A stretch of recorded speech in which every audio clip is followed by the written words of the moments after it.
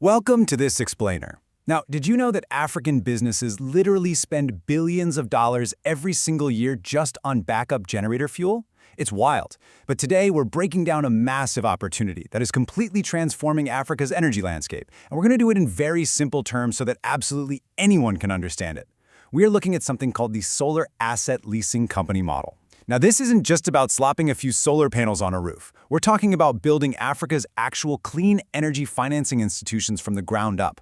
We're going to explore exactly how this brilliant business model makes reliable power affordable for everyday African families and local entrepreneurs, all while creating long-term recurring income for the companies providing it.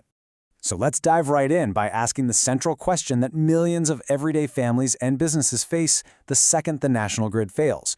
We all know Africa has one of the world's biggest electricity challenges, right? Energy demand just keeps exploding with population growth, urbanization, and all these new digital businesses. Reliable energy is absolutely no longer a luxury. It is a strict necessity. But let's be real, solar systems are incredibly expensive. So how do we actually get this life-changing equipment into the hands of the people who need it most without asking them to completely drain their life savings just to keep the lights on? Here is our quick roadmap for this explainer. First, the real energy problem. Second, what is solar leasing? Third, building the business engine. Fourth, revenue and risks. And fifth, scaling across Africa. Let's get into it. Part 1. The real energy problem and the market gap.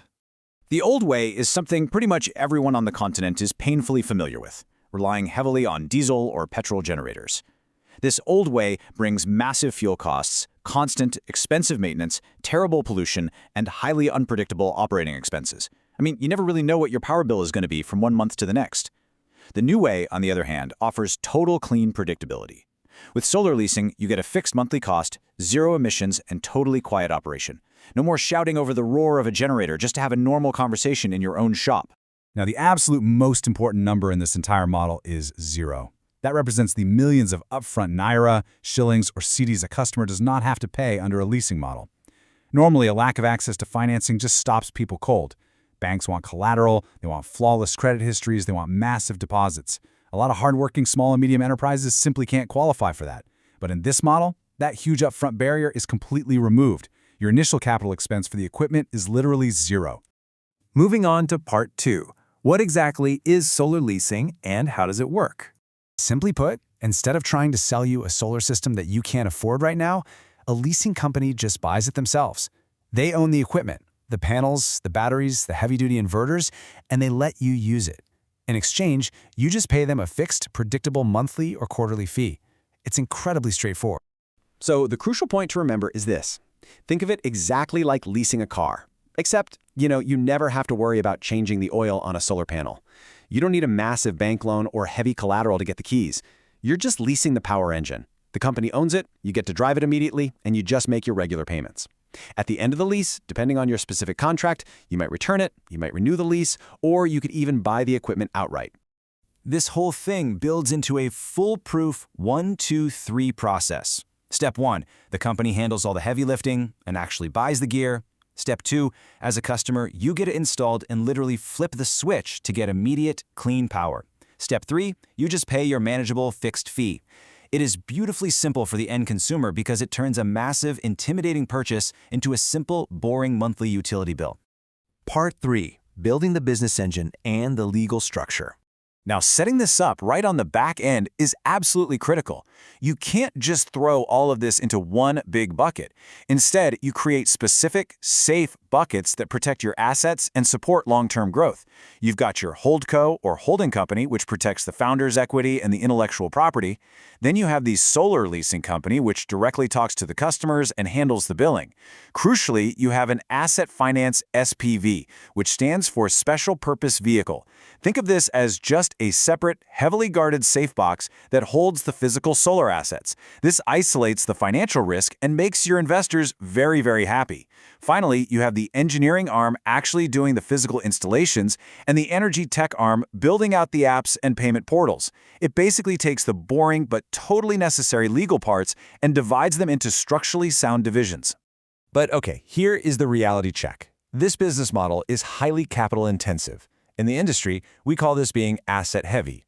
Because the company has to buy all this high-quality gear, ship it, install it, and maintain it, Well, before any lease revenue even begins to trickle in, it requires some serious initial working capital and brilliant cash flow planning. So, you might be wondering, where exactly does that massive pile of upfront money come from? Fortunately, because clean energy is structurally sound, highly proven, and a massive global priority, there are multiple major funding avenues eager to back these types of projects. You've got commercial banks offering asset-backed lending. You have climate finance funds and development finance institutions that strictly prioritize clean energy. You also have infrastructure funds looking for stable, long-term cash flows, African diaspora investors wanting to help build the continent, and even Islamic finance, where Ijara lease structures are naturally perfectly suited to this exact asset leasing model. Part 4. Revenue, and of course, the risks of making money. Let's look at the money itself. The true beauty of this model is the highly predictable, recurring cash flow. The bulk of the revenue, usually around 50%, comes from those steady, reliable monthly lease payments. But you also layer in extra income, right? About 20% from ongoing maintenance contracts, 15% from customers eventually deciding to buy out and upgrade their systems, plus installation fees and commercial energy management services. The profit margins are moderate to high, and they actually improve over time because these solar assets just keep generating income for years and years after they're first installed. But we definitely have to be realistic here and tread carefully. It's not all sunshine. There are significant legal, regulatory, and governance risks. Honestly, the absolute biggest threat you're going to face is currency risk. You're most likely buying all this solar equipment imported in US dollars, but you are collecting lease payments from your customers in local currency, like Naira or cedis. If the local currency drops in value, your margins get squeezed incredibly tight. You also have to carefully manage customer defaults, navigate complex import tariffs, adapt to suddenly changing government electricity policies, and figure out how to track thousands of physical assets spread across a massive geographic area. And finally, Part 5. Scaling across Africa and the massive growth potential. Here's the thing. This model is absolutely not just for one city or one country. Because almost every country in the region faces very similar national grid challenges and rapidly growing energy demands, this exact business model can literally be carbon copied across borders. The demand spans from Nigeria to Kenya, Ghana, Rwanda, Uganda, Tanzania, you name it.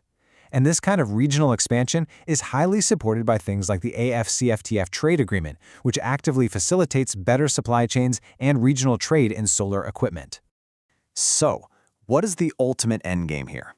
Well, over time, as trust builds and the network effect really takes hold, meaning your financing gets easier and supplier discounts improve, this turns into a massive, highly valuable asset. By year 1, you're scaling locally. By year 3, you're building regional subsidiaries. By year 5, this business becomes highly attractive for a private equity buyout or a strategic merger with a massive international clean energy firm. And hey, if you decide to just hold on to it for 10 years or more, it becomes an incredibly reliable long-term dividend cash generation machine. And that brings us to our final thought for this explainer. Africa's clean energy financing institutions are not some distant, futuristic dream. They are being actively built today by forward-thinking entrepreneurs and smart investors. We have seen exactly how removing that upfront cost barrier through simple, beautifully structured solar leasing can empower everyday people and totally supercharge local businesses.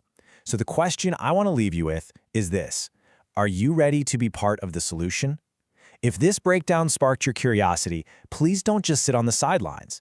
We highly encourage you to reach out, dive way deeper into the source material, and help build this incredibly bright future.